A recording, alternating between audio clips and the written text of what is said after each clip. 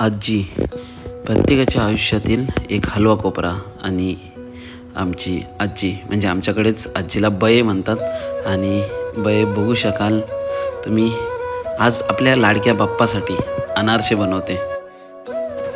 बयेच्या हातचे अनारसे, मोदक, लाडू या अनेक चांगल्या रेसिपी बये बनवत असते. आता तुम्हाला शेवटची पिढी लुगड्यामध्ये दिसणार, कारण का आताचं जनरेशन वेगळं आहे. लुगड्यामध्ये भरपूर कमी प्रमाणात लोक दिसतात आणि ही आपली शेवटची पिढी तुम्हाला बघायला भेटेल. आणि बयेसोबत जी मम्मी देखील अनारसे बनवण्यास मदत करते.